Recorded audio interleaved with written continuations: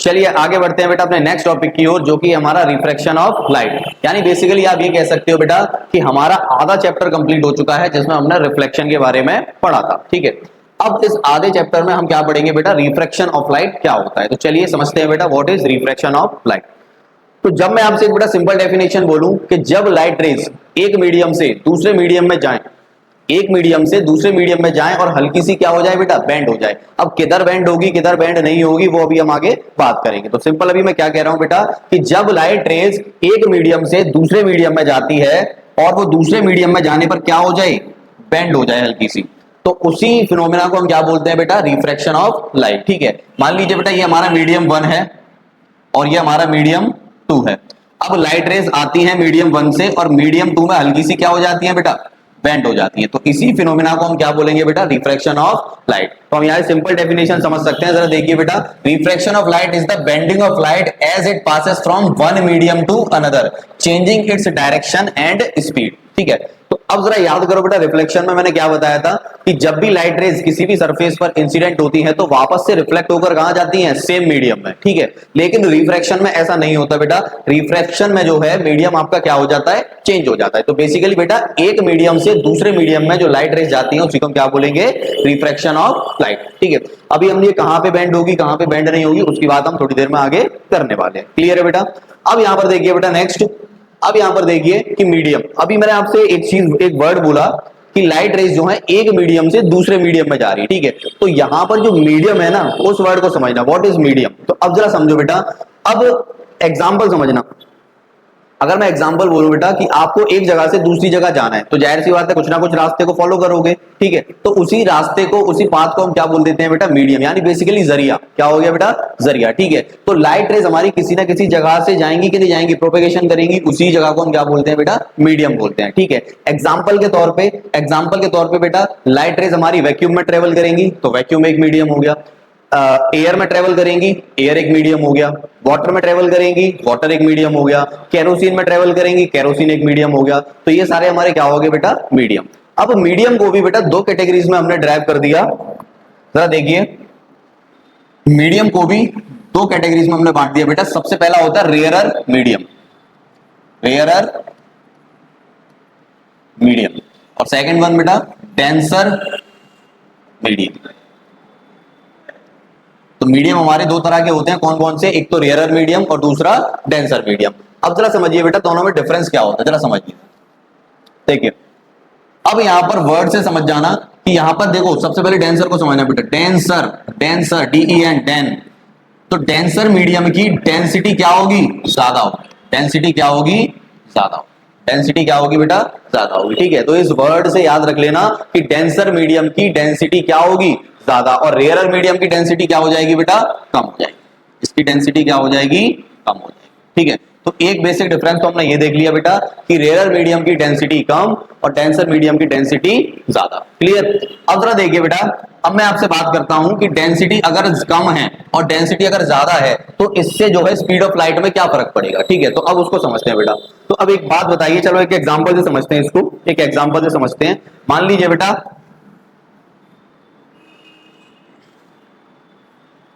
ये चौराहा है। ठीक है, एक चौराहा है बेटा। ठीक है, अब यहां पर चौराहे पर क्या है बेटा कि यहां पर क्या लग जाता है, ट्रैफिक लग जाता है। ठीक है, मान लेते हैं ट्रैफिक लाइट रेड है, कुछ भी कैसे भी एग्जांपल मान लो, तो यहां पर नंबर ऑफ व्हीकल्स की संख्या क्या हो गई, ज्यादा हो गई। ठीक है, तो अगर मैं डेंसिटी ज्यादा की बात करूं तो यहां पर डेंसिटी क्या हो जाएगी, ज्यादा। डेंसिटी को बेसिकली आप क्या कह सकते हो बेटा, घनत्व, हिंदी में बोलते हैं इसको घनत्व, घनापन।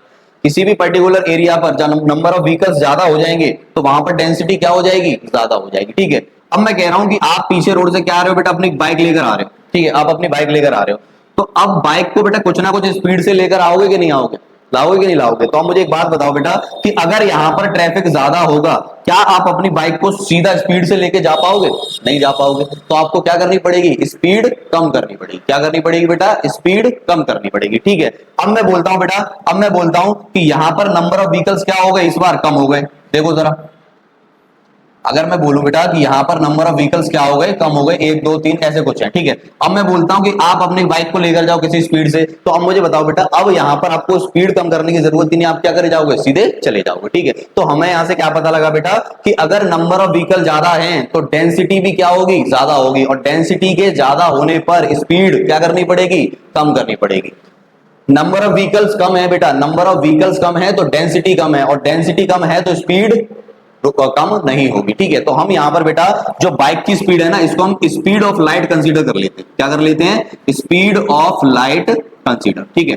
तो अब मुझे एक बात बताओ बेटा, अब यहां से क्या पता लग रहा है कि अगर डेंसिटी ज्यादा है, अगर डेंसिटी ज्यादा है तो स्पीड ऑफ लाइट क्या हो जाएगी, कम हो जाएगी। स्पीड ऑफ लाइट क्या हो जाएगी, कम। अगर डेंसिटी कम है तो स्पीड ऑफ लाइट ज्यादा, स्पीड ऑफ लाइट ज्यादा। समझे बेटा इस कॉन्सेप्ट से कि अगर डेंसिटी ज्यादा है तो स्पीड ऑफ लाइट क्या होगी, कम।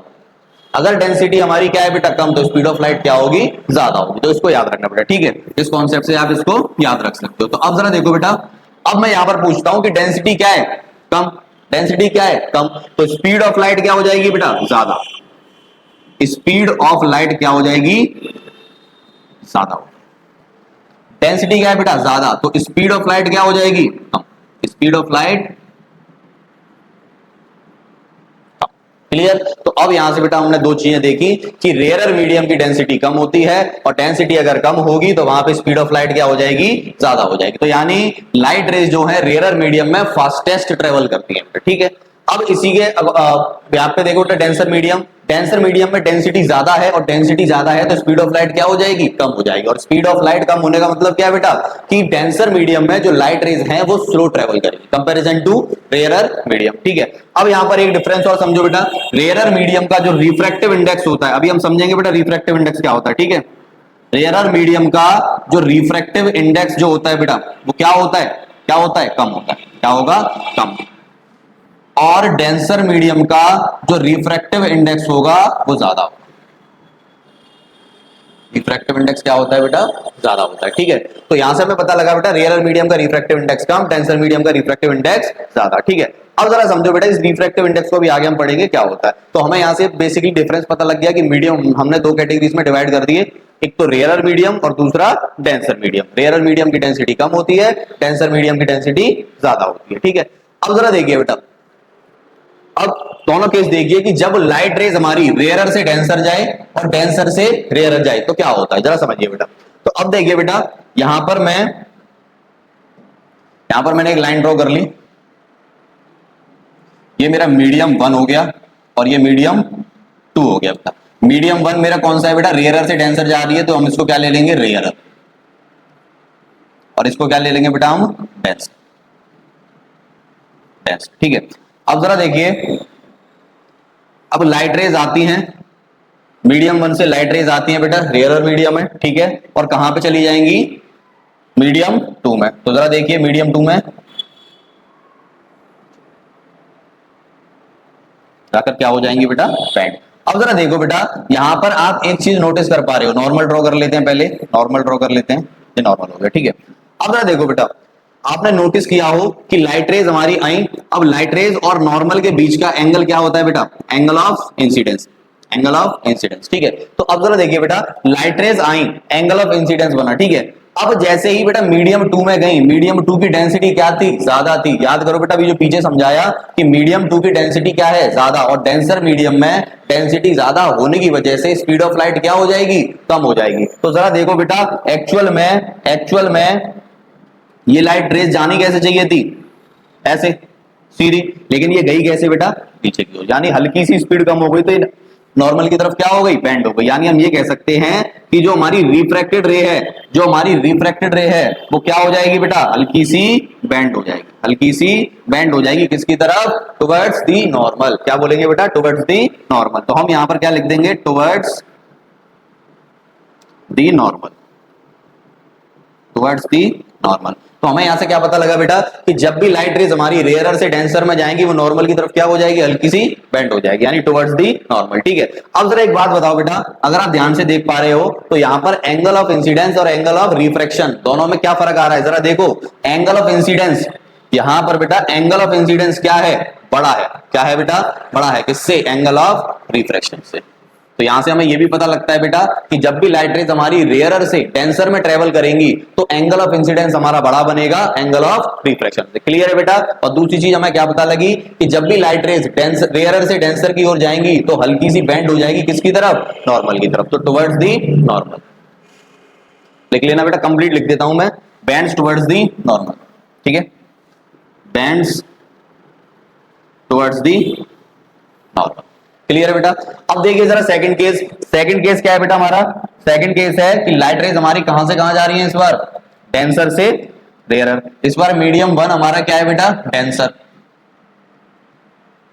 और मीडियम 2 क्या है हमारा इस बार, रेयरर। ठीक है, सबसे पहले नापने के लिए हम क्या कर लेंगे बेटा, एक नॉर्मल को ड्रॉ कर लेंगे। ये नॉर्मल हमने ड्रॉ कर लिया। अब क्या करो आप, एक लाइट रे इस तरीके से इंसिडेंट हुई, एक लाइट रे इंसिडेंट हुई बेटा, एक लाइट रे इंसिडेंट हुई। अब जरा देखो इंसिडेंट होगा, ये क्या हो जाएगी बेटा, अब यहां पर ये डेंसर मीडियम है, इसकी डेंसिटी ज्यादा है, रेयरर मीडियम की डेंसिटी कम होगी। और जैसे ही रेयरर मीडियम की डेंसिटी कम है तो हमें पता लग जाएगा बेटा कि जो लाइट आ रही है मीडियम 1 से उसकी स्पीड क्या हो जाएगी, बढ़ जाएगी। उसकी स्पीड क्या हो जाएगी, बढ़ जाएगी। तो स्पीड बढ़ने की वजह से ये लाइट रेज हमारी किस तरफ चली जाएंगी बेटा, कुछ। ठीक है, एक्चुअल में कैसे जानी चाहिए थी, एक्चुअल में बेटा ये इस तरीके से सीधी जानी चाहिए थी, लेकिन वो क्या हो जाएगी, बैंड हो जाएगी। ठीक है, तो हमें यहां से पता लग रहा है बेटा कि ये हमारा क्या है, एंगल ऑफ इंसिडेंस। और नॉर्मल से रिफ्रैक्टेड रे को अगर नापे बेटा तो ये एंगल हमारा क्या है, एंगल ऑफ रिफ्रैक्शन। तो यहां से हमें क्या पता लगा कि एंगल ऑफ इंसिडेंस स्मॉल होता है बेटा किससे, एंगल ऑफ रिफ्रैक्शन से। कौन से केस में, जब लाइट रेज हमारी डेंसर से कहां जाएंगी, रेयरर में। क्लियर है। दूसरा बेटा, अब दूसरी एक चीज और देखो, ये जो रिफ्रैक्टेड लाइट है ये नॉर्मल से दूर जा रही है, यानी अवे फ्रॉम दी नॉर्मल। तो हम क्या लिखेंगे, light bends away from the normal, away from the normal. यहां से एमसीक्यू आ सकते हैं बेटा, यहां से एमसीक्यू आ सकते हैं कि लाइट रेज जब भी आपकी रेयरर से डेंसर में जाएंगी तो किस तरफ मूव करेंगी, तो आप बता देना बेटा टुवर्ड्स दी नॉर्मल क्या करेंगी, वो बेंड करेंगी। और जब डेंसर से रेयरर जाएंगी तो लाइट जो है अवे फ्रॉम दी नॉर्मल जाएगी। क्लियर है बेटा। तो इस तरीके से आपकी लाइट आपकी क्या करती है, अपनी स्पीड के अकॉर्डिंग, मीडियम के अकॉर्डिंग अपने आप को क्या कर लेगी, बेंड कर लेगी। अब आपको यहां से ये पता लग गया होगा बेटा कि कब हमारी लाइट टुवर्ड्स दी नॉर्मल जाएगी और कब हमारी light away from the normal जाएगी। क्लियर है। अब जरा देखिए बेटा, नेक्स्ट क्वेश्चन है, नेक्स्ट टॉपिक है बेटा refraction through rectangular glass slab. अब यही फिनोमेना पूरा रिफ्रैक्शन का हम किसके जरिए पढ़ेंगे बेटा, ग्लास स्लैब के जरिए। ठीक है, तो अब जरा देखो, ये रेक्टेंगुलर ग्लास स्लैब हो गया बेटा हमारा। ठीक है, जो कि किसका होता है, ग्लास का होता है। यहां पर मैं लिख देता हूं ग्लास।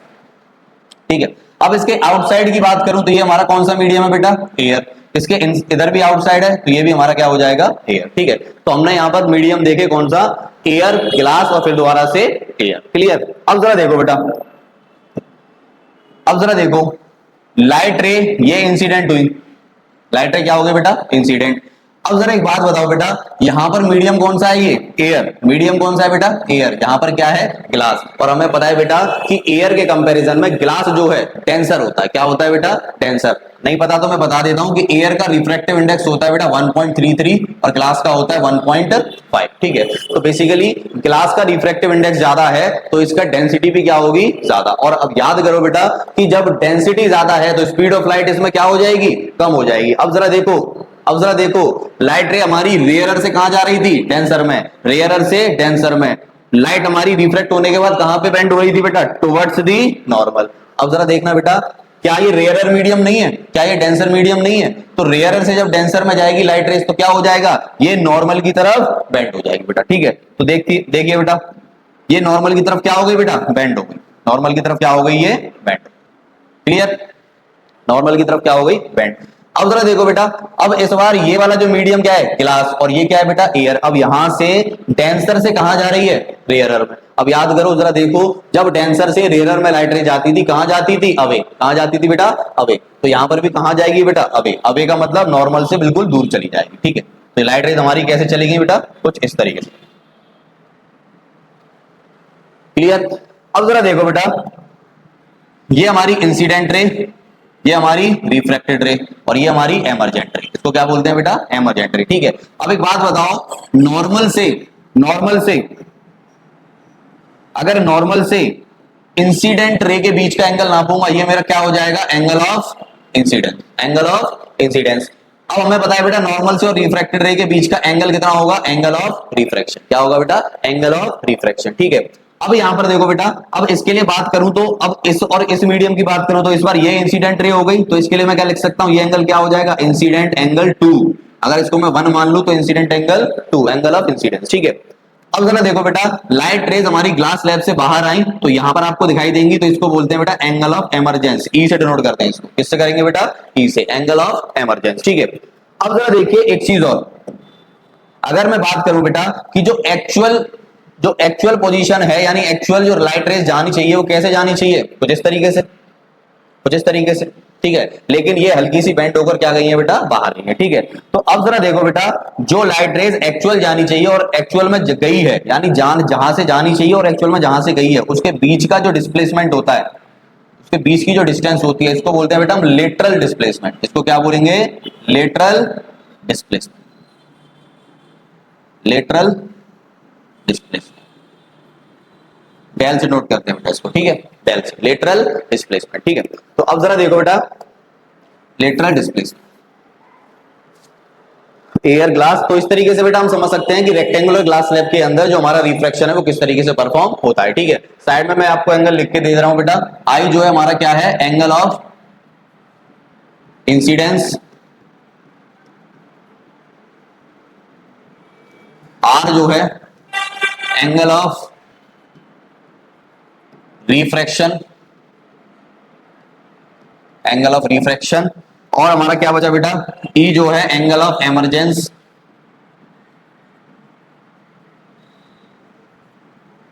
Angle of emergence. अब जरा देखिए यहां पर भी मैं इसको बेटा लेबलिंग कर देता हूं, ये हमारी इंसिडेंट रे,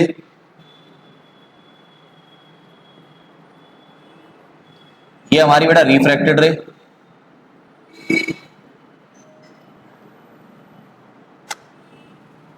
और ये बेटा हमारी एमरजेंट रे, ये हमारी बेटा एमरजेंट रे। तो इस तरीके से आप क्या कर सकते हो बेटा, बता सकते हो कि रेक्टेंगुलर ग्लास स्लैब के अंदर जो आपका रिफ्रैक्शन है वो किस तरीके से होगा और आपकी लाइट रे जो है कहां से ट्रेवल करेगी और कौन कौन से एंगल बनेंगे। क्लियर है बेटा, चलिए बेटा आगे बढ़ते हैं अपने नेक्स्ट टॉपिक की ओर। नेक्स्ट टॉपिक है हमारा laws of refraction of light. अब देखिए आपने रिफ्लेक्शन वाले पार्ट में कुछ लॉज पढ़े थे, रिफ्लेक्शन ऑफ लाइट के। ठीक है, ऐसे ही बेटा आपको रिफ्रैक्शन वाले पार्ट में भी पढ़ना है आपको लॉज ऑफ रिफ्रैक्शन। अब लॉज ऑफ रिफ्लेक्शन और लॉज ऑफ रिफ्रैक्शन में जो एक लॉ है बेटा वो आपका क्या है, कॉमन, और वो कौन सा है कि इंसिडेंट रे, नॉर्मल रे और रिफ्रैक्टेड रे, उसमें रिफ्लेक्टेड रे था, इसमें क्या हो जाएगा, रिफ्रैक्टेड रे। ठीक है, तो इंसिडेंट रे, नॉर्मल रे और रिफ्रैक्टेड रे, ये तीनों के तीनों कहां पे लाई करेंगी बेटा, सेम प्लेन पर। कहां पे लाई करेंगी, सेम प्लेन पर। तो ये हमारा एक लॉ है जो कि दोनों में क्या है बेटा, कॉमन है। ठीक है, अब बात करते हैं दूसरे लॉ की। अब ये जो दूसरा लॉ है बेटा ये डिफरेंट है, इसको जरा समझना, यहां से क्वेश्चन भी आते हैं आपके। ठीक है, the ratio of sine of angle of incidence, the ratio of sine of angle of incidence, sine of angle of incidence upon the sine of angle of refraction, the sine of angle of refraction equals to किसके है बेटा, constant के बराबर।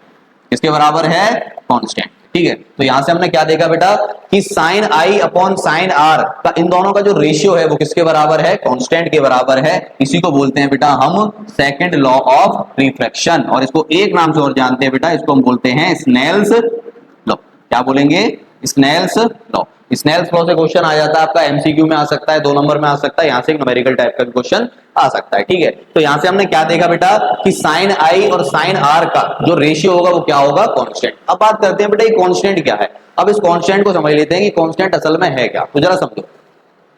तो यहां पर हमने क्या बोला बेटा, नेक्स्ट है हमारा रिफ्रैक्टिव इंडेक्स। ठीक है, जो कांस्टेंट वर्ड है ना उसी को हम पढ़ने वाले हैं। ठीक है, तो यहां पर मैं क्या बता रहा हूं बेटा आपको, रिफ्रैक्टिव इंडेक्स क्या होता है। तो अब जरा देखिए,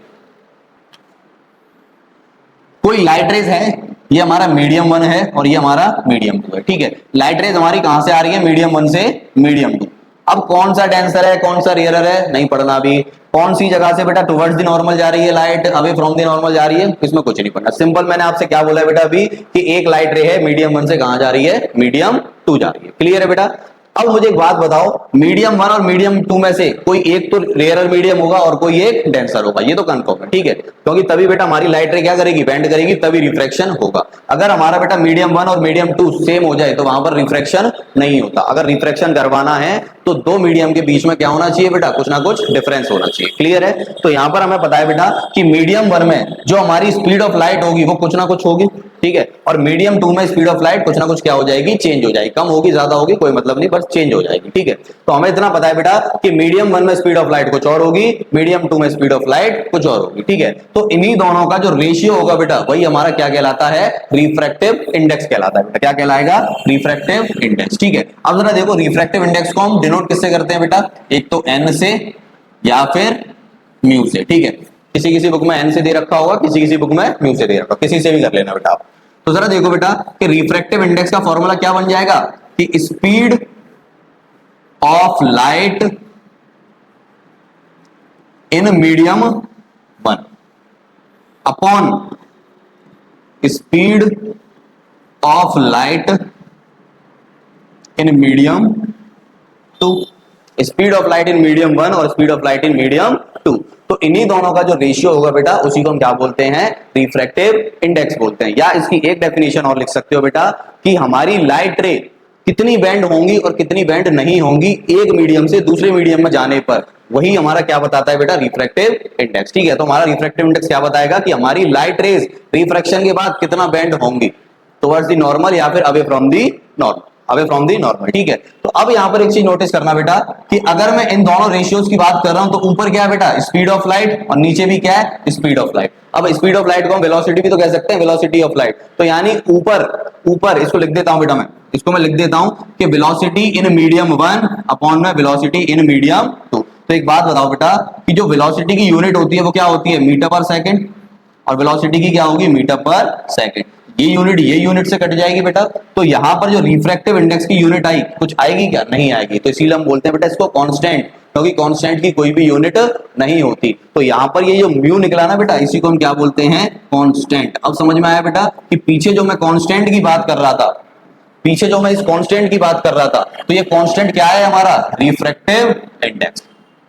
क्या है बेटा, रिफ्रैक्टिव इंडेक्स, रिफ्रैक्टिव इंडेक्स। अब मुझे एक बात बताओ बेटा, ये रिफ्रैक्टिव इंडेक्स किसके बराबर है, v1 अपॉन v2 के बराबर। तो मैं इसको क्या ऐसे लिख सकता हूं, यहां से क्या लिख सकता हूं बेटा मैं, sine i upon sine r equals to, इस कांस्टेंट को किसके बराबर लिखा है बेटा मैंने, v1 अपॉन v2। लिख सकता हूं कि नहीं लिख सकता, बिल्कुल लिख सकता हूं, ठीक है। तो यहां से बेटा इस कांस्टेंट की मेरे पास क्या आ गई, वैल्यू आ गई। इसी को हम क्या बोलते हैं, स्नेल्स लॉ। तो हमने क्या देखा बेटा कि जो हमारा साइन आई अपॉन साइन आर का जो रेशियो था वो कांस्टेंट के बराबर था, और उस कांस्टेंट का हमने क्या नाम दिया बेटा, रिफ्रैक्टिव इंडेक्स। क्लियर है बेटा? अब यहां से समझ में आ गया रिफ्रैक्टिव इंडेक्स क्या होता है कि आपकी लाइट रेज एक मीडियम से दूसरे मीडियम में जब जाएंगी तो वो कितना बैंड होंगी, इसी को बताता है बेटा आपका रिफ्रैक्टिव इंडेक्स। तो यहां से हमने क्या देखा बेटा कि speed of light in medium 1 और speed of light in medium 2, इन दोनों का जो रेशियो होता है वो हमारा क्या कहलाता है, रिफ्रैक्टिव इंडेक्स, और इसकी कोई भी यूनिट नहीं होती। अब देखो यहां से एक न्यूमेरिकल, या न्यूमेरिकल नहीं, एक एमसीक्यू बन सकता है बेटा। अब एमसीक्यू कैसे बन सकता है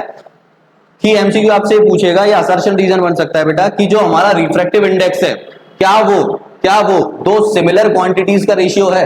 तो बिल्कुल आंसर आपका क्या होगा बेटा, यस। क्यों? क्योंकि सिमिलर क्वांटिटी कैसे, क्योंकि ऊपर भी क्या है बेटा, वेलोसिटी, स्पीड ऑफ लाइट, और नीचे भी क्या है बेटा, वेलोसिटी, और ऊपर नीचे वेलोसिटी क्या सेम क्वांटिटीज नहीं है, बिल्कुल। तो हमें यहां से पता लग गया बेटा कि रिफ्रैक्टिव इंडेक्स जो है रेशियो होता है दो सिमिलर क्वांटिटीज का। क्या होगा बेटा, दो सिमिलर क्वांटिटीज। अब जरा देखो बेटा, इस रिफ्रैक्टिव इंडेक्स को भी हमने दो पार्ट्स में डिवाइड कर दिया, यानी रिफ्रैक्टिव इंडेक्स भी हमारा दो तरीके का होता है। कौन कौन सा, जरा देखिए। सबसे पहले बात करते हैं बेटा रिलेटिव रिफ्रैक्टिव इंडेक्स। किसकी बात करते हैं, रिलेटिव रिफ्रैक्टिव इंडेक्स, ठीक है। एग्जाम यहां पर देखिए बेटा, मीडियम 1 हम कुछ भी ले लेते हैं अपनी तरफ से, वाटर ले लिया हमने, क्या ले लिया, वाटर, क्लियर। और यहां पर हमने ले लिया बेटा कैरोसिन, क्या ले लिया, कैरोसिन, ठीक है। तो यहां पर हमने वाटर ले लिया, यहां पर हमने क्या ले लिया बेटा, कैरोसिन, ठीक है। कौन सा रेयर कौन सा डेंसर अभी जानने की जरूरत भी नहीं है। तो अब जरा देखो बेटा, लाइट रेज आएंगी और कहीं ना कहीं क्या हो जाएंगी बेटा, बेंट हो जाएंगी, away from the normal towards the normal, नहीं जानना, बस मैं आपको कॉन्सेप्ट समझा रहा हूं कि रिफ्रैक्टिव इंडेक्स लिखते कैसे हैं बेटा, ठीक है। तो अब एक चीज याद रखना बेटा कि रिफ्रैक्टिव इंडेक्स हमेशा किसका लिखा जाता है, जिस मीडियम में लाइट रेज रिफ्रैक्ट होने के बाद जाती हैं, हमेशा उसका लिखा जाएगा। जिस मीडियम से जा रही है उसका रिफ्रैक्टिव इंडेक्स आपको नहीं लिखना बेटा, हमेशा किसका लिखा जाएगा, जिस मीडियम में रिफ्रैक्ट होने के बाद लाइट रेज जा रही हैं उस मीडियम का आपको क्या लिखना है बेटा, रिफ्रैक्टिव इंडेक्स लिखना है। ठीक है, अब हमें पता है बेटा कि जो हमारी लाइट रेज है वो वाटर से कहां जा रही है, केरोसिन की, वाटर से कहां जा रही है बेटा, केरोसिन में। ठीक है, तो केरोसिन का हमें क्या लिखना पड़ेगा, रिफ्रैक्टिव इंडेक्स। तो लिखते हैं बेटा, अब जरा देखो रिफ्रैक्टिव इंडेक्स लिखते कैसे हैं। अभी मैंने क्या बताया, किससे डिनोट करते हैं बेटा, एन से। किससे करते हैं, एन से। एन किसका लिखना है बेटा, किसका लिखना है, रिफ्रैक्टिव इंडेक्स ऑफ केरोसिन। तो यहां पर हम क्या लिखेंगे, केरोसिन। के से डिनोट कर रहा हूं बेटा, के से डिनोट कर रहा हूं केरोसिन। ठीक है, कॉमा किसके किसके अंदर से जा रही है लाइट, वाटर से, तो हम यहां पर क्या लिखेंगे बेटा, वाटर। तो देखो इसको हम स्टडी पढ़ते कैसे हैं कि refractive index of kerosene with respect to water, refractive index of kerosene with respect to water. ठीक है, तो अब एक बात बताओ बेटा, क्या मैं ये कह सकता हूं कि वेलोसिटी ऑफ लाइट, यानी अभी हमने क्या पढ़ा, रिफ्रैक्टिव इंडेक्स का फॉर्मूला क्या होता है, speed of light in medium 1 और speed of light in medium 2। तो यहां पर मीडियम 1 क्या है बेटा मेरा, वाटर, और मीडियम 2 क्या है मेरा, केरोसिन। तो speed of light in medium 1 यानी वाटर में, तो मैं ऐसे लिख सकता हूं कि velocity in water, speed of light in water. और क्या लिख सकता हूं बेटा, speed of light in kerosene. तो इसका मैंने क्या लिख दिया, रिफ्रैक्टिव इंडेक्स लिख दिया। क्या लिख दिया मैंने, रिफ्रैक्टिव इंडेक्स। ऐसी जरा इसको देखना बेटा, एब्सोल्यूट रिफ्रैक्टिव इंडेक्स को। अब जरा समझो इसमें क्या फर्क है। अब एब्सोल्यूट रिफ्रैक्टिव इंडेक्स में एक चीज बेटा फिक्स है हमारी, और वो फिक्स क्या है कि यहां पर मीडियम 1 हमेशा क्या होगा, एयर होगा। क्या होगा बेटा, एयर या फिर वैक्यूम, दोनों को सेम मान के चलना बेटा, क्योंकि एयर में और वैक्यूम में स्पीड ऑफ लाइट लगभग अप्रोक्सीमेटली सेम होती है बेटा। ठीक है, अगर मैं ज्यादा बात करूं तो वैक्यूम में सबसे ज्यादा होती है और एयर में थोड़ी सी उससे कम होती है, बिल्कुल लगभग अप्रोक्सीमेटली सेम होती है। ठीक है, तो यहां पर बेटा जो मेरा मीडियम 1 है वो हमेशा क्या होगा, एयर होगा या फिर वैक्यूम। और यहां पर मीडियम 2 बेटा मेरा कुछ भी हो सकता है, मीडियम 2 मेरा वाटर हो सकता है, ग्लास हो सकता है, केरोसिन, कुछ भी हो सकता है, कुछ भी यानी। ठीक है, लेकिन मीडियम मेरा 1 क्या है बेटा, फिक्स। उसको मैं लिख देता हूं यहां पे, always fix.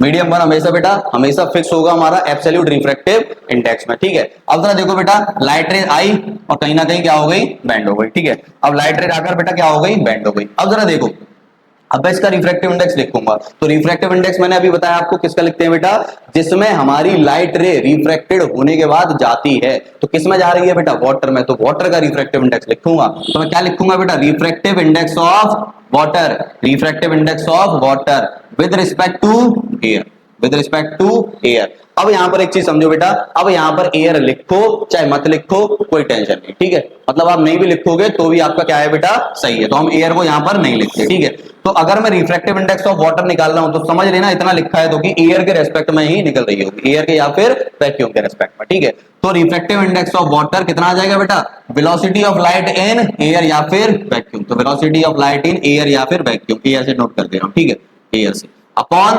Velocity of light in water, velocity of light in water. ठीक है, तो अब जरा एक बात बताओ बेटा, वेलोसिटी ऑफ लाइट यानी स्पीड ऑफ लाइट एयर में क्या होती है, कांस्टेंट होती है 3 × 10⁸। मैं क्या लिख सकता हूं बेटा, c। इससे नोट करते हैं, c अपॉन में वेलोसिटी इन वाटर।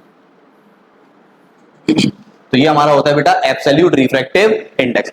दोनों में अंतर समझ में आ गया बेटा कि जरूरी नहीं है इसमें मीडियम 1 जो है हमेशा एयर हो, इसमें कुछ भी हो सकता है, वाटर, ग्लास, कुछ भी हो सकता है, ऑयल हो सकता है, कुछ भी हो सकता है। लेकिन बेटा एब्सोल्यूट रिफ्रैक्टिव इंडेक्स में हमेशा जो मीडियम 1 होगा वो फिक्स होगा, एयर और वैक्यूम, इसके अलावा कुछ नहीं हो सकता। क्लियर है, नीचे वाला कुछ भी बदल सकता है बेटा, नीचे वाटर, ग्लास, ऑयल, केरोसिन कुछ भी बदल सकता है, लेकिन ऊपर वाला क्या होगा, फिक्स होगा। क्लियर है बेटा, तो यहां पर हमने क्या देखा कि यहां पर हमने देख लिया बेटा कि रिफ्रैक्टिव इंडेक्स क्या होता है और रिफ्रैक्टिव इंडेक्स को किस तरीके से लिखते हैं। ठीक है, और रिफ्रैक्टिव इंडेक्स के क्या हमारे टाइप्स हैं, दो, एक तो रिलेटिव और दूसरा एब्सोल्यूट। ठीक है, अब यहां पर देखो बेटा, अब यहां पर देखो, अब मैं बात करूं यहां पर, अच्छा आगे देखो, इसी डायग्राम में देखो, इस डायग्राम में देखो बेटा, यहां पर मेरा क्या है, यहां पर एयर है और यहां पर क्या है, वाटर।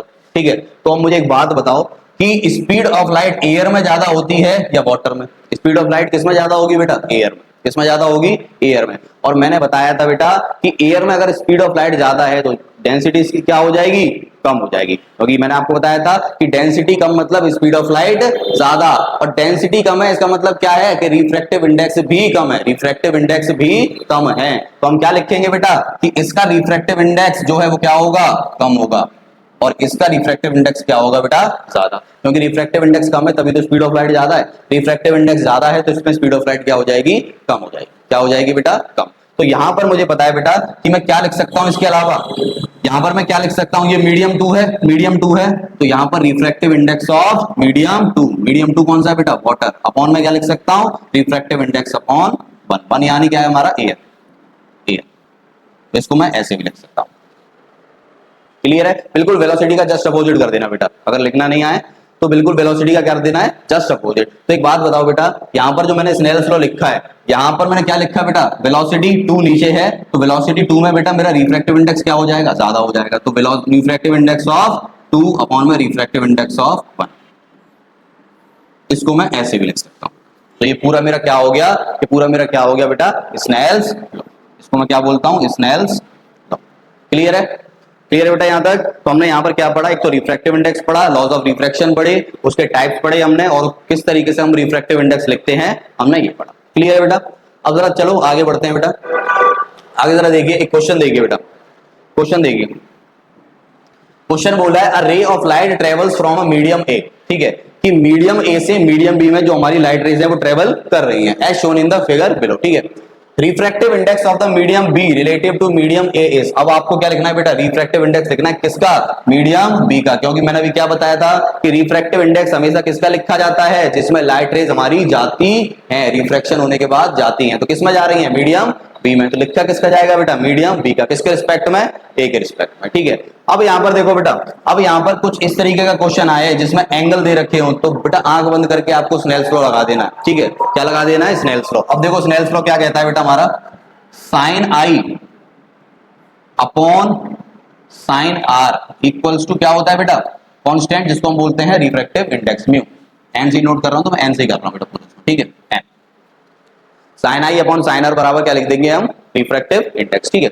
अब एक बात बताओ बेटा कि आई हमारा क्या है, एंगल ऑफ इंसिडेंस, आर क्या है, एंगल ऑफ रिफ्रैक्शन, और एंगल ऑफ इंसिडेंस हमारा क्या होता है, इंसिडेंट रे और नॉर्मल के बीच वाला एंगल। तो एक बात बताओ, क्या ये हमारी इंसिडेंट रे नहीं है, बिल्कुल, ये इंसिडेंट रे हो गई, ये हमारी क्या हो गई, नॉर्मल, इसके बीच का जो एंगल है ये कितना है बेटा, 60 डिग्री, कितना है, 60 डिग्री, तो मैं क्या ऐसे लिख सकता हूं, साइन एंगल ऑफ इंसिडेंस जो है वो कितना है, 60 डिग्री, अपॉन साइन, अब एंगल ऑफ रिफ्रैक्शन देखना बेटा, रिफ्रैक्टेड रे और नॉर्मल रे के बीच का जो एंगल होता है वो कितना होता है बेटा हमारा, एंगल ऑफ रिफ्रैक्शन, जो ही कितना है 45 equals to N, equals to N, ठीक है। तो एक बात बताओ बेटा, साइन 60 और साइन 45 की वैल्यू हमें पता है, मैथ्स में हमने पढ़ रखी है, ठीक है। तो जरा देखो साइन 60 की वैल्यू कितनी होती है बेटा, साइन 60 की वैल्यू होती है √3 अपॉन 2, अपॉन साइन 45 की वैल्यू क्या होती है बेटा, 1 अपॉन √2 इक्वल्स टू में क्या बचा, एन। क्लियर है, क्लियर है। अब जरा देखो, क्या मैं इसको ऐसे लिख सकता हूं, क्या मैं इसको ऐसे लिख सकता हूं, √3 अपॉन 2, इसका मल्टीप्लाई इससे, इसका मल्टीप्लाई इससे, क्या हो जाएगा बेटा, ये रिवर्स हो जाएगी वैल्यू, √2 अपॉन में क्या आ जाएगा 1। क्लियर है, इस √2 से 2 काट दूं बेटा, कितने टाइम्स कटेगा, √2 बार, तो आंसर कितना आ गया बेटा, √3 अपॉन में √2। तो हमने क्या निकाल लिया बेटा, ये रिफ्रैक्टिव इंडेक्स। तो रिफ्रैक्टिव इंडेक्स हमें निकालना था मीडियम बी का, वो कितना आ गया, √3 अपॉन √2। ऑप्शन कौन सा सही हो जाएगा बेटा, ऑप्शन ए। क्लियर, तो कुछ इस तरीके से बेटा स्नेल्स लॉ के ऊपर आपके एमसीक्यू वगैरह आ सकते हैं, तो आपको अच्छे से प्रैक्टिस कर लेनी, ठीक है। अब जरा देखो नेक्स्ट, एक और क्वेश्चन देखो बेटा, एक और क्वेश्चन देखो रिफ्रैक्टिव इंडेक्स पे, velocity of light in air is 3 × 10⁸ metre per second, यानी एयर के अंदर जो स्पीड ऑफ लाइट है वो हमें दे रखी है, while its velocity in a medium is 1.5 × 10⁸ और अदर मीडियम के अंदर बेटा कितनी है, 1.5 × 10⁸, ठीक है। Then refractive index of this medium, अब देखो यहां पर कहीं भी एंगल्स की बात नहीं हो रही, तो आपको स्नेल्स लॉ लगाना नहीं है। अब याद करो बेटा, रिफ्रैक्टिव इंडेक्स का फॉर्मूला क्या बताया था, n बराबर speed of light in medium 1 upon speed of light in medium 2। तो जरा देखो बेटा, speed of light in medium 1 कितनी दे रखी है, 3 × 10⁸ मीटर पर सेकंड, और speed of light in medium 2 कितना दे रखा है, 1.5 × 10⁸। अब जरा देखो 1.5 से 3 कितनी बार कट जाएगा, 2 टाइम्स, तो रिफ्रैक्टिव इंडेक्स कितना आ गया, 2 × 10⁸, 2 × 10⁸। आंसर कौन सा सही हो जाए, सॉरी 10 की पावर 8 से 10 की पावर 8 भी कट जाएगा बेटा, क्या बचा, सिर्फ और सिर्फ 2 बचा। क्या बचा, सिर्फ और सिर्फ 2 बचा बेटा, सिर्फ और सिर्फ 2 बचा। तो आंसर कितना आ जाएगा बेटा, 2। आंसर कितना आ जाएगा, 2। ऑप्शन कौन सा सही हो गया, डी वाला। ऑप्शन कौन सा सही हो गया बेटा, डी वाला। ठीक है, तो इस तरीके से छोटे छोटे न्यूमेरिकल बेटा आपके रिफ्रैक्टिव इंडेक्स पर आएंगे। तो वहां पर आपको 2 ही फॉर्मूले दे रखे हैं, एक तो ये रिफ्रैक्टिव इंडेक्स का एक फॉर्मूला है, एक दूसरा आपको जो लगाना है वो स्नेल्स लॉ लगाना है। अगर एंगल दे रखे हो तो स्नेल्स लॉ लगा देना, अगर एंगल नहीं दे रखे तो आपको नॉर्मल वाला फॉर्मूला लगाना है। क्लियर है बेटा। अब जरा देखिए, अब जरा देखिए बेटा स्पेरिकल लेंस, आगे बढ़ रहे हैं हम। स्पेरिकल लेंस क्या होता है जरा समझो। अब जिस तरीके से हमने बेटा स्पेरिकल मिरर पढ़े थे, वैसे ही हमारे क्या कहलाते हैं, स्पेरिकल लेंस। अब स्पेरिकल लेंस बेसिकली बेटा हमारे क्या होते हैं, कर्व शेप में होते हैं। यानी हम कहेंगे देखो, a transparent material bounded by 2 surface of which one and both surface are spherical forms a lens. जिसका एक या फिर दोनों सरफेस जो होंगे वो कैसे होंगे बेटा, स्पेरिकल, यानी हल्के से बेंड होंगे। ठीक है, अब स्पेरिकल लेंस को भी बेटा हमने 2 पार्ट्स में डिवाइड कर दिया। कौन कौन सा, एक तो होता है हमारा कॉन्वेक्स लेंस, एक होता है हमारा कॉन्वेक्स लेंस, जिसको हम क्या बोलते हैं बेटा, कॉन्वेक्स लेंस को हम बोलते हैं कन्वर्जिंग लेंस। क्या बोलते हैं, कन्वर्जिंग लेंस। और एक होता है बेटा हमारा कॉनकेव लेंस, इसको हम बोलते हैं बेटा डाइवर्जिंग लेंस। क्लियर। अब जरा देखो बेटा, कॉन्वेक्स लेंस कैसा होता है हमारा, जिसकी जो सरफेस है बेटा दोनों वो बाहर की ओर बेंड होती है, कुछ इस तरीके से। ठीक है, तो ये हमारा क्या कहलाता है बेटा, कॉन्वेक्स लेंस कहलाएगा। क्या कहलाएगा बेटा, कॉन्वेक्स लेंस। ये जो इसकी सरफेस है ये बाहर की तरफ क्या है, बेंड, इनको बोलते हैं बेटा कॉन्वेक्स लेंस। कॉनकेव लेंस की जो सरफेस होंगी वो अंदर की तरफ बेंड होंगी बेटा, कुछ इस तरीके से। क्या होंगी बेटा, अंदर की तरफ बेंड, इसको बोलते हैं हम कॉनकेव लेंस। क्लियर है बेटा। तो स्पेरिकल लेंस हमारे 2 टाइप्स के होते हैं, कौन कौन से, एक तो कॉन्वेक्स लेंस और दूसरा कॉनकेव लेंस। तो ये हमारा बेटा कॉन्वेक्स लेंस होता है और ये हमारा कॉनकेव लेंस होता है। क्लियर है। अब जरा देखिए बेटा आगे, रूल्स फॉर मेकिंग रे डायग्राम ऑफ स्पेरिकल लेंस। जिस तरीके से बेटा हमने मिरर्स के भी क्या बनाए थे, स्पेरिकल मिरर्स के रेज डायग्राम बनाए थे, ऐसे हमें किसके बनाने हैं बेटा, लेंसेज के। अब उसके लिए कुछ रूल्स है बेटा, तो वो रूल्स देखो जरा क्या है। जो रूल्स बेटा सेम उसके लिए थे, रिफ्लेक्शन वाले पार्ट यानी मिरर के लिए, वही हमारे लेंस के लिए होने वाला है। ठीक है, बस एक रूल यहाँ पर अलग है। देखो जरा, रूल नंबर 1 बेटा ये कहता है कि अगर लाइट रे, देखो ray parallel to principal axis, अगर लाइट रे प्रिंसिपल एक्सिस के पैरेलल जाती है तो वो कहां से पास होगी, फोकस से। कहां से पास होगी बेटा, फोकस से। ये लाइट रे हमारी प्रिंसिपल एक्सिस के पैरेलल जा रही है तो वो पास कहां से होगी, फोकस से। कहां से पास होगी बेटा, फोकस से। क्लियर। अब जरा देखो रूल नंबर 2 क्या कहता है कि अगर लाइट रे हमारी फोकस से जा रही है तो वो कहां से पास होगी, रिफ्रैक्शन के बाद parallel to the principal axis. कैसे होगी बेटा, parallel to the principal axis. दोनों केसों में, कॉन्वेक्स और कॉनकेव दोनों केसों में, कॉन्वेक्स और कॉनकेव दोनों केसों में। ठीक है बेटा। अब जरा देखो रूल नंबर 3 कहता है बेटा कि अगर कोई लाइट रे ऑप्टिकल सेंटर, ये हमारा ऑप्टिकल सेंटर होता है बेटा, ये जो बीच वाला जो ओ वाला पॉइंट है ना, इसको बोलते हैं हम ऑप्टिकल सेंटर।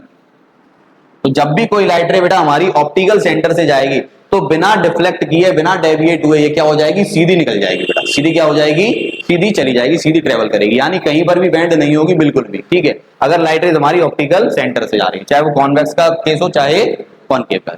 ठीक है, अब बेटा इन्हीं रूल्स के व्याप पर हम क्या करने वाले हैं, रे डायग्राम्स बनाएंगे, इमेज फॉर्मेशन करेंगे बेटा कॉन्वेक्स लेंस से और कॉनकेव लेंस से। अब जरा समझिए बेटा ध्यान से, बहुत इंपॉर्टेंट है ये कि किस तरीके से आपको करना है। ठीक है, अब देखिए बेटा formation of image by convex lens. तो जिस तरीके से बेटा हमने मिरर की फॉर्मेशन करी थी, मिरर से इमेज फॉर्मेशन करी थी, वैसे ही हमें लेंस से भी करनी है। ठीक है, अब जरा देखो बेटा, सबसे पहला केस ऑब्जेक्ट एट इनफाइनाइट। तो सबसे पहले बेटा पॉइंट इंसिडेंट कर लेते हैं, कौन कौन से पॉइंट है हमारे। देखो इस सेंटर पॉइंट को हम क्या बोलते हैं बेटा, ऑप्टिकल सेंटर। क्या बोलेंगे, ऑप्टिकल सेंटर। अब ऑप्टिकल सेंटर से कुछ दूरी पे ये हमारा होता है बेटा फोकस, इसको बोल रहे हैं हम F1। ठीक है, क्या बोल रहे हैं बेटा, F1। अब जितनी डिस्टेंस F1 तक की उतनी डिस्टेंस यहां से यहां तक ले लेते हैं बेटा, ये हो जाएगा मेरा 2F1। अब 2F क्या है बेटा, सेंटर ऑफ कर्वेचर। फोकस का डबल हमारा क्या होता है, सेंटर ऑफ कर्वेचर। तो यहां पर हमने उसको क्या लिख दिया, 2F लिख दिया। अब ऐसे ही बेटा सेम राइट साइड पे लिखोगे आप। अब राइट साइड पे लिखोगे तो ये हमारा हो जाएगा बेटा फोकस 2 और उतनी डिस्टेंस के साथ ये फोकस 2F2। ठीक है, तो ये हमने क्या कर लिया, इंसिडेंट। ठीक है, अब यहाँ पर केस वन में जो ऑब्जेक्ट है हमारा कहां पे रखा है बेटा, इन्फिनिटी पे। कहां पे रखा है, इन्फिनिटी। अब याद करो बेटा कि जब भी हमारा ऑब्जेक्ट इनफाइनाइट पे होगा तो वहां से लाइट रेज कैसी निकलेंगी, पैरेलल निकलेंगी। हमेशा कैसी निकलेंगी बेटा, पैरेलल। तो दो पैरेलल रेज निकाल दो, क्योंकि हमें दो की जरूरत है बेटा, दो से हमारी इमेज फॉर्मेशन हो सकती है। तो एक तो हमारी ये चली गई पैरेलल, और दूसरी हमारी याद है पैरेलल। अब हमें पता है बेटा कि जब भी लाइट रे प्रिंसिपल एक्सिस के पैरेलल जाती हैं कहां से पास होंगी बेटा, फोकस से। Rule number 1। तो इनको फोकस से क्या कर दो बेटा, पास कर दो। एक तो ये पास हो गई और एक ये पास। क्लियर। तो देखो जरा, ये लाइट रेज हमारी क्या हो गई, रिफ्रैक्ट। अब सबसे पहली चीज यहां पर अगर मैं बेटा इसके साइज की बात करता हूं, सबसे पहले इसके किसकी बात कर रहा हूं, साइज की। तो साइज देखो बेटा, जिस भी पॉइंट पर रिफ्रैक्टेड रे हमारी क्या हो जाए, इंटरसेक्ट हो जाए, उस पॉइंट पर हमारी क्या बनती है, इमेज बनती है। तो ये हमारी क्या हो गई बेटा, इमेज बन गई यहां पर। ठीक है। तो साइज कैसा है, पॉइंट साइज कैसा है बेटा, पॉइंट साइज, या फिर आप कह सकते हो बेटा हाईली डिमिनिश्ड, हाईली डिमिनिश्ड। दूसरा बात करेंगे बेटा इसकी पोजीशन, कि पोजीशन क्या है। तो पोजीशन की अगर मैं बात करूं बेटा, किस पॉइंट पे बन रहा है ये, F2 पर, यानी फोकस पर। तो मैं क्या लिखूंगा, एट F2। और नेचर की बात करते हैं बेटा। अब नेचर कैसा होगा बेटा, मैंने आपको बताया था कि अगर रिफ्रैक्टेड रे या फिर रिफ्लेक्टेड रे एक्चुअल में एक दूसरे को इंटरसेक्ट कर रही हैं तो वो हमारी कैसी इमेज फॉर्म करती हैं, रियल एंड इन्वर्टेड। तो यहां पर बेटा जो नेचर है वो क्या हो जाएगा, रियल एंड इन्वर्टेड। क्या हो जाएगा, रियल एंड इन्वर्टेड। तो सबसे पहला केस देखा बेटा हमने कि जब हमारा ऑब्जेक्ट इनफाइनाइट पे रखा होगा तो वहां से जो इमेज फॉर्मेशन होगी वो पॉइंट साइज की होगी, और किस पॉइंट पर होगी बेटा, F2 पर, यानी फोकस पर बनेगी। क्लियर है। और रियल एंड इन्वर्टेड बनेगी। अब चलिए बेटा देखते हैं नेक्स्ट केस 2। अब केस 2 में सबसे पहले पॉइंट को इंसिडेंट करते हैं। ये हमारा क्या हो गया बेटा, ऑप्टिकल सेंटर, ये हो जाएगा हमारा फोकस, और ये हो जाएगा बेटा हमारा सेंटर ऑफ कर्वेचर यानी फोकस का डबल। दूसरा इस साइड भी सेम हमारा क्या हो गया, फोकस 2, और इधर हो जाएगा हमारा 2F2। क्लियर। अब जरा देखो बेटा, ऑब्जेक्ट हमारा कहां रखा है, बियॉन्ड 2F। अब इनफाइनाइट से ऑब्जेक्ट को हम कहां ले आए बेटा, 2F के बाद में। तो हमने ऑब्जेक्ट रख दिया यहां पर 2F के बाद में। अब सेम वही काम करना है, दो लाइट रेज निकालनी है बेटा। एक लाइट रे हमने निकाल दी ये पैरेलल, और दूसरी लाइट रे हमने निकाल दी फोकस से। अब ये रिफ्लेक्ट होने के बाद रूल्स के अकॉर्डिंग कैसे जाएगी, जो लाइट रे पैरेलल है वो हमारी कहां से पास होगी, फोकस से, और जो फोकस से आ रही है वो हमारी पैरेलल चली जाएगी। क्लियर है बेटा, ये पैरेलल चली। ठीक है। तो अब जरा देखो बेटा, ये कहां पे मीट कर रही हैं, ये कहां पे मीट कर रही हैं बेटा, इस पॉइंट पर। और यहां पर मीट करेंगी तो यहां पर हमारी क्या बनेगी, इमेज बनेगी। क्या बनेगी बेटा, इमेज। तो सबसे पहले हम बात करते हैं साइज की।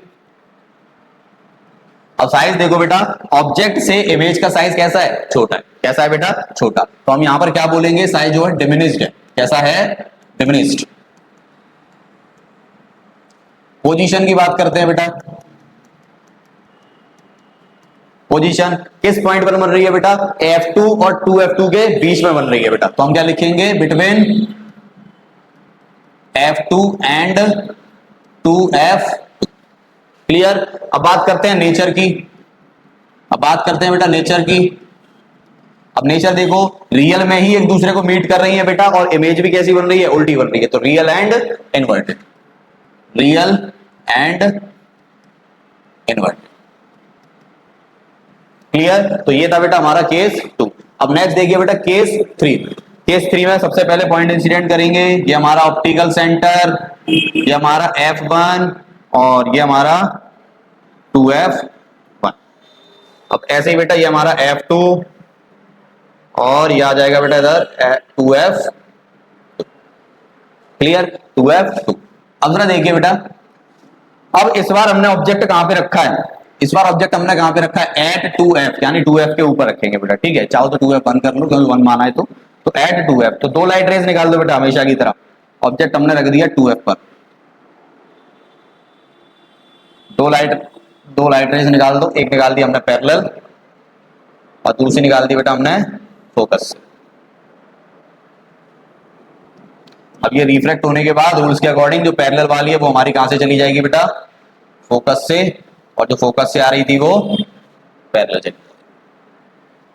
तो अब जरा देखो बेटा, यहां से जो लाइट रेज हैं, यहां से जो लाइट रेज है हमारी किस पॉइंट पर मीट कर रही हैं? 2f। कहां पर कर रही है बेटा? 2f पर। तो इमेज भी हमारी कहां बनी? 2f पर। ठीक है, तो सबसे पहले हम बात करते हैं बेटा साइज की, कि साइज कैसा है। तो साइज बेटा देखो, बिल्कुल जितना बड़ा ऑब्जेक्ट है उतनी बड़ी हमारी क्या बनी है? इमेज बनी है। तो same as object, same as object. ठीक है, पोजीशन की बात करते हैं बेटा। पोजीशन क्या रहेगी? पोजीशन कहां पर है बेटा? 2f1 पर ऑब्जेक्ट था, इमेज कहां बनी है? 2f2 पर। तो एट 2f2। नेचर की बात करते हैं बेटा। नेचर कैसा बनेगा? उल्टी बनी है, इन्वर्टेड, और रियल में रिफ्लेक्ट होकर मीट कर रही है, तो real and inverted, real and inverted. ठीक है, क्लियर है बेटा? तो ये था हमारा केस 2। अब बात करते हैं बेटा केस 3 की।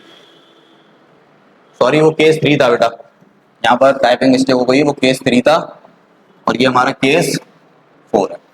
ठीक है, ऑब्जेक्ट हमारा कहां पे रखा है बेटा? ऑब्जेक्ट रखा है हमारा बिटवीन 2f और f के बीच में। तो ये हमारा ऑप्टिकल सेंटर, ये हमारा f1 और ये हमारा 2f1, ये हमारा f2 और ये हमारा बेटा 2f। ठीक है, ऑब्जेक्ट हमारा कहां रखा है बेटा? 2f और f के बीच में, यानी f और 2f के बीच में कहीं यहां पर ऑब्जेक्ट रखा है। ठीक है, दो लाइट रेज निकाल दो फिर से। एक हमारी ये निकाल दी बेटा पैरेलल, एक हमने ये निकाल दी पैरेलल, और एक हमने निकाल दी बेटा फोकस। अब ये रिफ्रैक्ट होने के बाद रूल्स के अकॉर्डिंग जो पैरेलल जा रही है वो हमारी कहां से पास होगी बेटा? फोकस से। ये फोकस से पास हो गई। और एक हमारी कहां से जा रही है बेटा? फोकस से। तो ये कहां से रिफ्रैक्ट होगी? पैरेलल।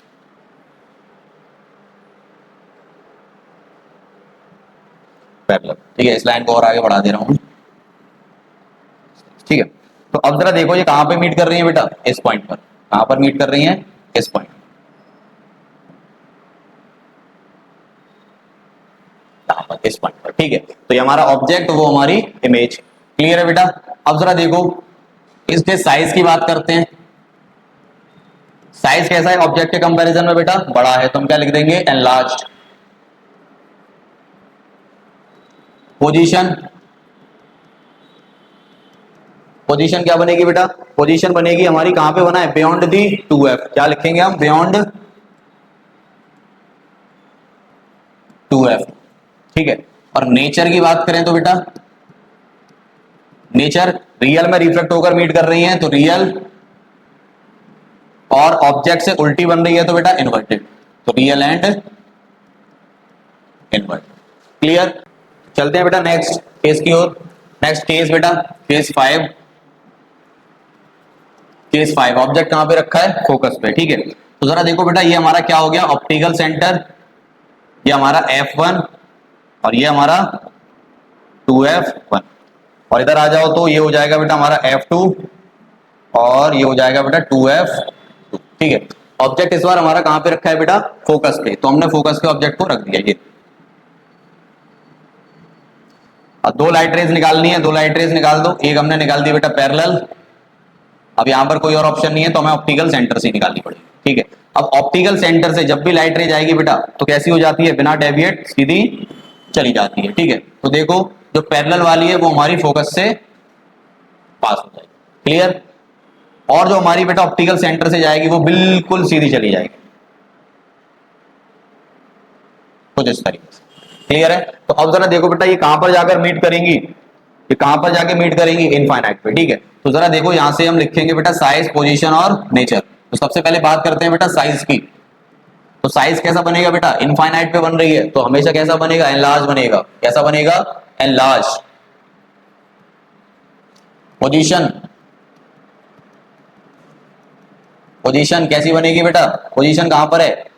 इनफाइनाइट पे। कहां पर है बेटा? इनफाइनाइट।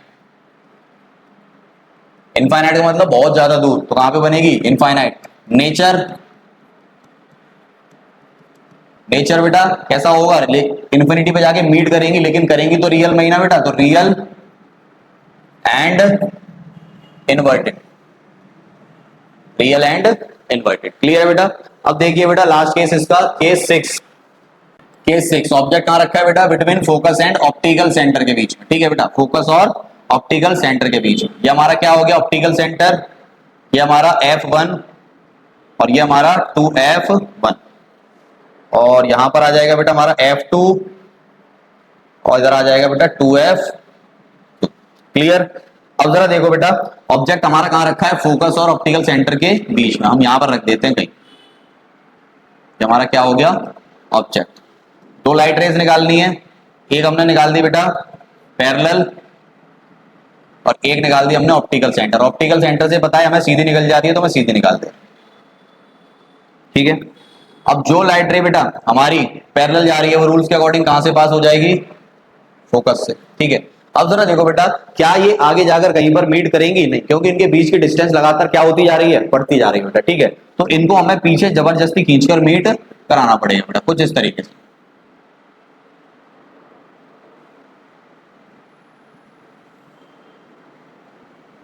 कुछ इस तरीके से बेटा, ठीक है। तो अब ये जिस पॉइंट पर मीट कर जाएंगे, इस पॉइंट पर मीट करिए, तो यहीं पर हमारी क्या बन गई बेटा, इमेज। यहीं पर हमारी क्या बन गई, इमेज, ठीक है। अब जरा देखो, बात करते हैं बेटा सबसे पहले साइज की, सबसे पहले साइज की बात करते हैं। साइज कैसा है बेटा, ऑब्जेक्ट के कंपैरिजन में लार्ज है, तो हम क्या लिख देंगे, एनलार्ज्ड। पोजीशन, पोजीशन कहां पे बनी है बेटा, कहीं भी लिख दो, F1 और 2F1 के बीच में बन रही है, तो लिख देना between F1, between F1 and 2F1। Nature की बात करें तो नेचर कैसा है बेटा, इस बार देखो रियल में मीट नहीं कर रही है रिफ्रैक्टेड रे, इनको हम जबरदस्ती पीछे खींचकर मीट करा रहे हैं, तो कैसी बनेगी बेटा, वर्चुअल। इमेज कैसी बनेगी, वर्चुअल। एंड अब देखो जरा बेटा, ऊपर वाला हिस्सा ऊपर ही है, नीचे वाला हिस्सा नीचे ही है, यानी इरेक्ट। तो इमेज कैसी बनी बेटा, वर्चुअल एंड इरेक्ट। तो एक केस जो 6 है बेटा आपका कॉन्वेक्स लेंस का, ये इंपॉर्टेंट है, यहां से क्वेश्चन आपके ज्यादा आएंगे। जिस तरीके से आपने बेटा कॉनकेव मिरर का जो लास्ट 6 केस पढ़ा था, ऐसे ही कॉन्वेक्स लेंस का आपको लास्ट 6 केस मोस्ट इंपॉर्टेंट है, ठीक है। तो दोनों में बेटा हमारी इमेज कैसी बन रही थी, वर्चुअल, इस कॉन्वेक्स लेंस में भी और कॉनकेव लेंस में भी, ठीक है। अब बात करते हैं बेटा formation of image by concave lens. अब कॉनकेव लेंस के बेटा दो ही केस है, जिस तरीके से कॉन्वेक्स मिरर के दो केस थे, ऐसे ही हमारे कॉनकेव लेंस के दो केस है, ठीक है। तो जरा देखो, सबसे पहला केस, ये हमारा क्या हो गया बेटा, ऑप्टिकल सेंटर, ये हमारा F1 और ये हमारा F2, 2F1। यहां पर आ गया बेटा ये F2 और ये आ जाएगा 2F2, ठीक है। तो सबसे पहला केस हमारा क्या कह रहा है बेटा कि ऑब्जेक्ट कहां रखा है, इनफाइनाइट पे, और हमें पता है कि इनफाइनाइट से जो लाइट रेज है वो हमारी कैसी आती हैं, पैरेलल। तो पैरेलल निकाल दो बेटा, एक लाइट रे हमारी ये रही, एक लाइट रे हमारी ये रही बेटा, और दूसरी लाइट रे, और दोनों रिफ्लेक्ट होने के बाद कहां से जाएंगे बेटा, फोकस से, ठीक है। अब जरा देखो फोकस से जाएंगी किस तरीके से, वो जरा समझ। उसके लिए मैं स्केल की मदद से लूंगा बेटा इसको।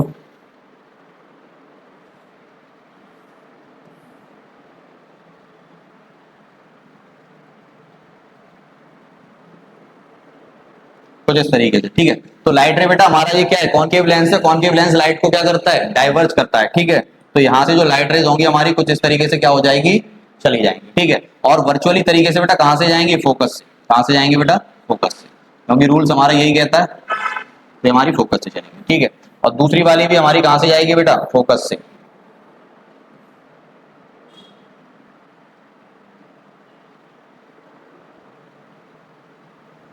दूसरी वाली भी हमारी कहां से चली गई, फोकस से, कुछ इस तरीके से, ठीक है।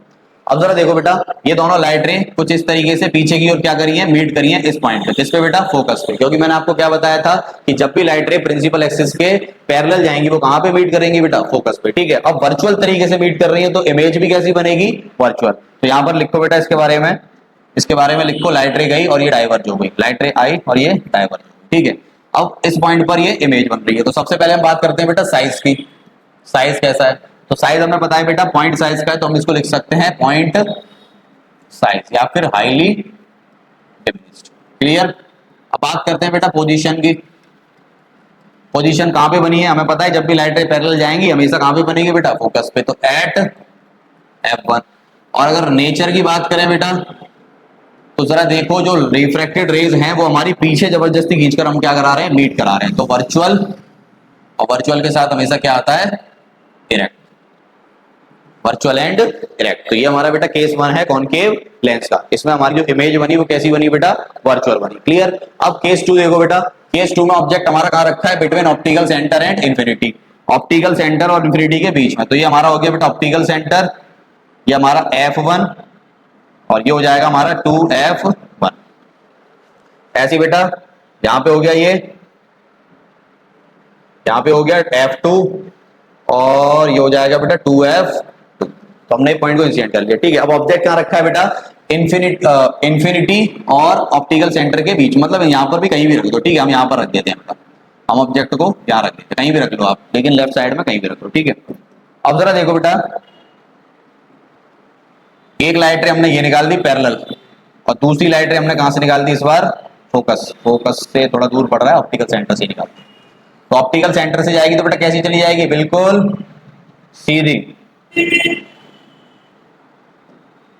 और रूल्स के अकॉर्डिंग बेटा जो प्रिंसिपल एक्सिस से जा रही है वो कैसे जाएगी हमारी, फोकस, कैसे जाएगी, फोकस। तो ये लाइटें हमारी डाइवर्ज हो गई इस तरीके से, लेकिन पीछे की ओर कैसे आ जाएगी बेटा, ये फोकस, कुछ इस तरीके। ठीक है। अब जरा देखो बेटा, दो लाइट रे, एक तो ये रही हमारी और एक ये रही, इसको पीछे की ओर कहां पे मीट कर रही है, यहां पर। तो हमारी इमेज भी कहां बनी बेटा, बिल्कुल ऑप्टिकल सेंटर से पहले। ठीक है। तो हम यहां पर हम बात करते हैं बेटा साइज की। साइज कैसा है, ये ऑब्जेक्ट है, ऑब्जेक्ट से हमारी इमेज कैसी बनी है, छोटी, यानी डिमिनिश्ड। पोजीशन, पोजीशन क्या है बेटा हमारी, जरा देखो, ऑप्टिकल सेंटर और फोकल लेंथ के बिल्कुल मतलब बीच में रखी हुई है, तो हम कह सकते हैं बेटा between optical centre and F1। Nature, अब रियल में मीट नहीं कर रही बेटा, पीछे की ओर आकर मीट कर रही है, तो virtual and direct, virtual and direct. तो हमें पता लग गया बेटा कि कॉनकेव लेंस के जो दो केस हैं, दोनों के अंदर जो इमेज बन रही है हमारी कैसी बन रही है, वर्चुअल एंड डायरेक्ट। क्लियर है बेटा। तो यहां पर हमने केस सारे पढ़ लिए कि कॉन्वेक्स लेंस से, कॉनकेव लेंस से जो हमारे रे डायग्राम बन रहे हैं, इमेज फॉर्मेशन हो रही है, उनका नेचर क्या है, पोजीशन क्या है, साइज क्या है। ठीक है। तो यहां पर भी बेटा आपके क्या बनेंगे, क्वेश्चन आंसर, इनको बहुत अच्छे से कर लेना है आपको। अगर आपको इनमें भी दिक्कत हो रही है तो एक बार वीडियो को दोबारा से रिवर्स करके देख लो बेटा। ठीक है। तो अच्छे से समझ लो इनको, बार बार कॉपी में बनाकर देखो खुद, और स्केल की हेल्प से। अगर स्केल की हेल्प से नहीं बना रहे हो बेटा, आपकी हो सकता है पोजीशन वगैरह क्या हो जाए, गलत हो जाए। ठीक है, मार्क्स कट जाएंगे एग्जाम के अंदर। तो स्केल की हेल्प से बेटा इन रे डायग्राम्स को एक बार फिर से बना के देखो, और जहां पर भी दिक्कत आ रही हो वहां से वीडियो को एक बार रिवर्स करके देख लो। क्लियर। चलिए बेटा आगे बढ़ते हैं। आगे जरा देखो uses of convex and concave lens.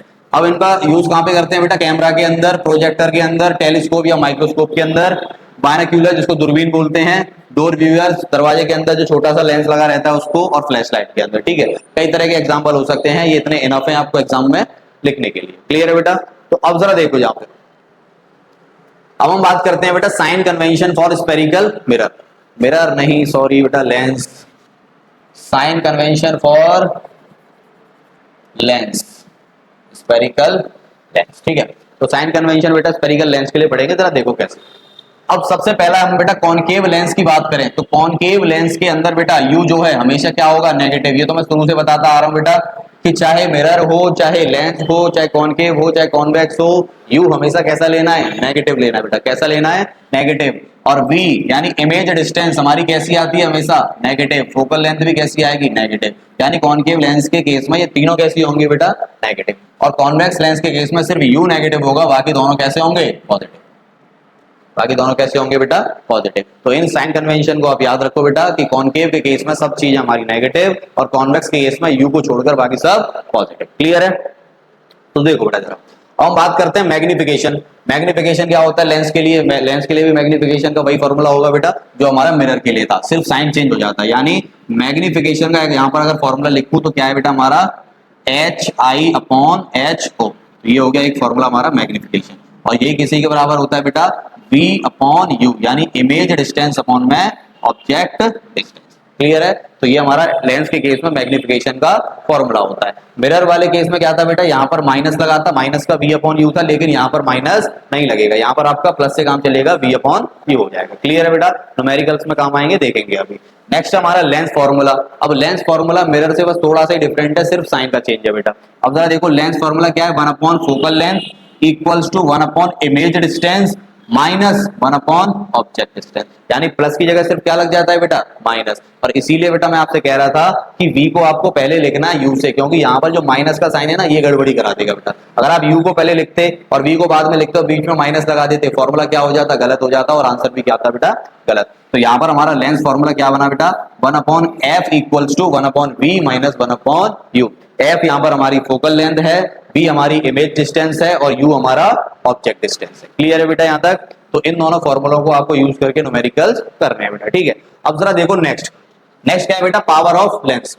अब लेंस की पावर क्या होती है, अब पावर को कैसे डिफाइन करोगे बेटा? अगर मैं लेंस की पावर की बात करूं तो लेंस के द्वारा लाइट रेस को डाइवर्ज कर देना या फिर कन्वर्ज कर देना, ये जो एबिलिटी कहलाती है वही हमारी क्या कहलाएगी बेटा, पावर ऑफ लेंस कहलाएगी। यानी लेंस की वो क्षमता बेटा, the ability of lens to converge और diverge of the light rays को कन्वर्ज कर देना या फिर डाइवर्ज कर देना। कितना डाइवर्ज कर सकता है लेंस और कितना कन्वर्ज कर सकता है, इसी कैपेसिटी को हम क्या कहते हैं, पावर ऑफ लेंस कहते हैं बेटा, ठीक है। अब पावर ऑफ लेंस का फॉर्मूला क्या होता है बेटा, पावर ऑफ लेंस का होता है 1 अपॉन एफ। एफ क्या है हमारा, फोकल लेंथ, ठीक है। तो यानी फोकल लेंथ का हम क्या कर देंगे, इसको इनवर्स, और ये किसमें होता है बेटा, मीटर। किसमें होगा, मीटर में। अब इसी को सेंटीमीटर में कन्वर्ट कर लोगे तो क्या हो जाएगा, 100 upon F centimetre.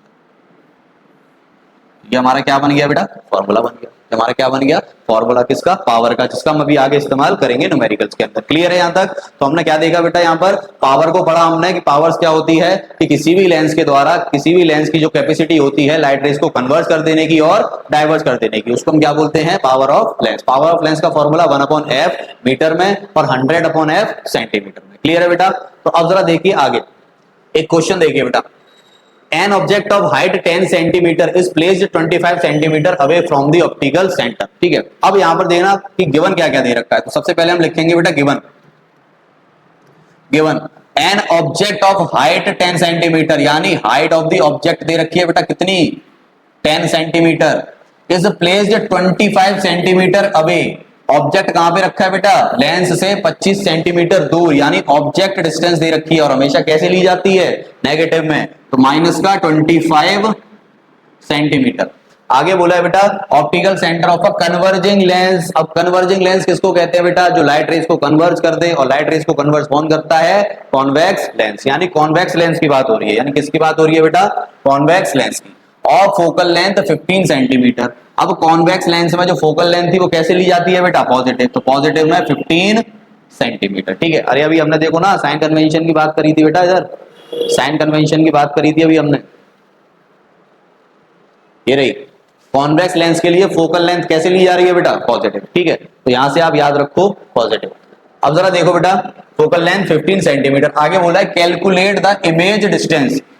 Image distance यानी आपको क्या निकालना है बेटा, v निकालना है, and height of the image form, और हाइट ऑफ द इमेज, ये दो चीजें आपको निकालनी है बेटा। तो जरा देखो हमें पता है कि हमारे पास u गिवन है, f गिवन है। सबसे पहले इससे हम क्या निकाल लेंगे बेटा, इमेज डिस्टेंस निकाल लेंगे। तो हमें पता है वी नो दैट, या फिर by lens formula, by lens formula. तो क्या हो जाएगा बेटा 1 upon F equals to 1 upon V minus 1 upon you.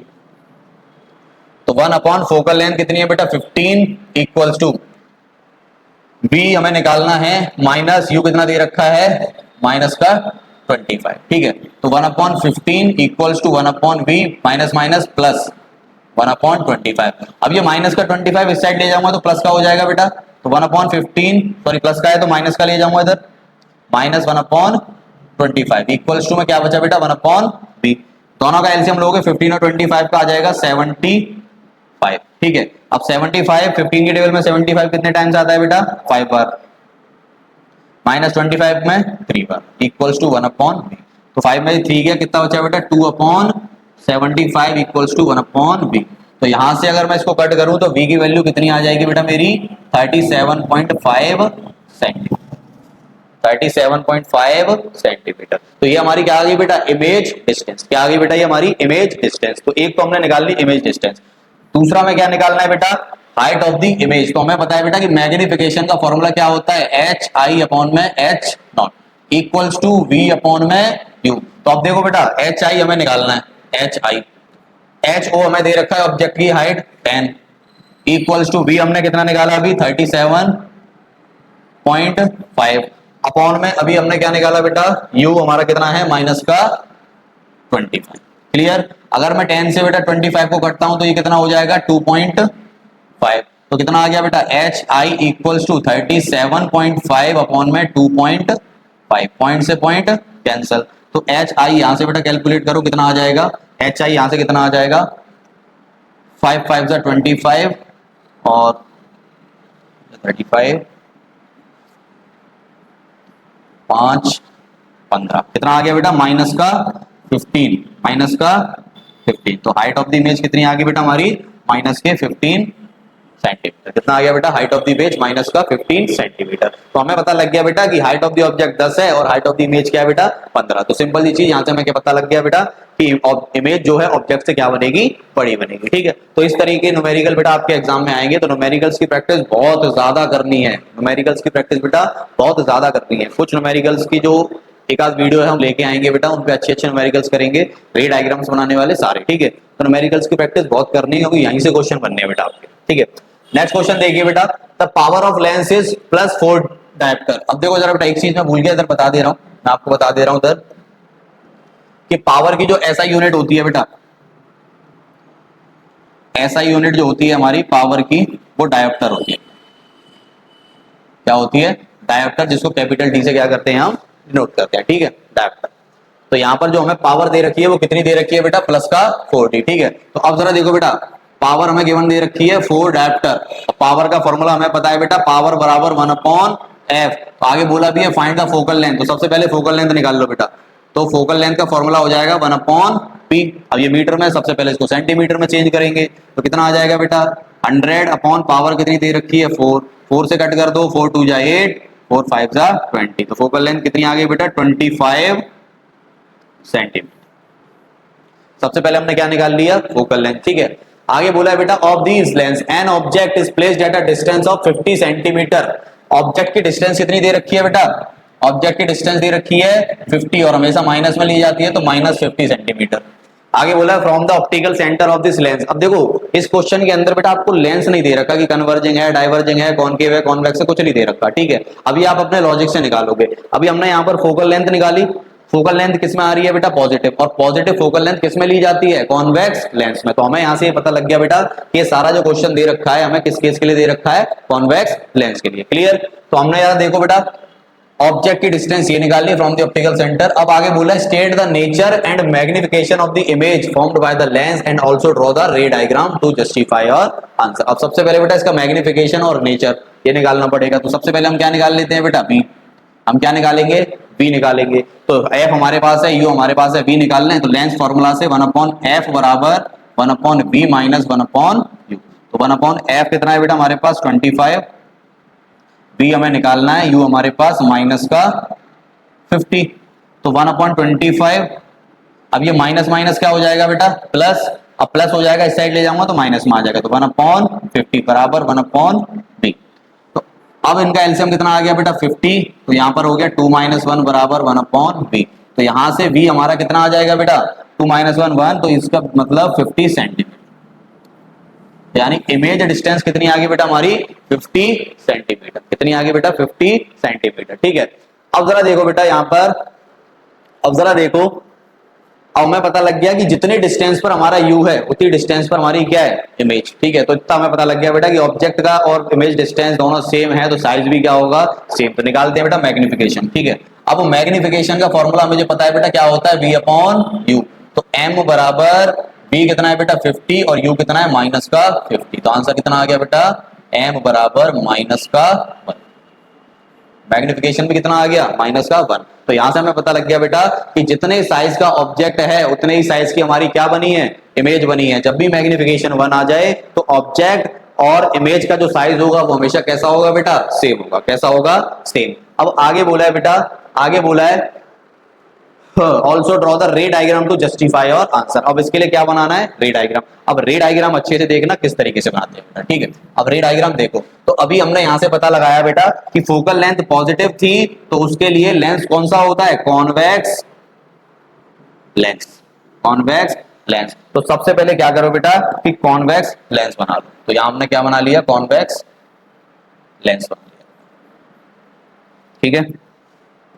अब जरा देखो बेटा, कॉन्वेक्स लेंस के बनाने के बाद हम रे डायग्राम बनाएंगे। ये बीच में हमने क्या बना दिया, प्रिंसिपल एक्सिस, हमने एक नॉर्मल ड्रॉ कर दिया।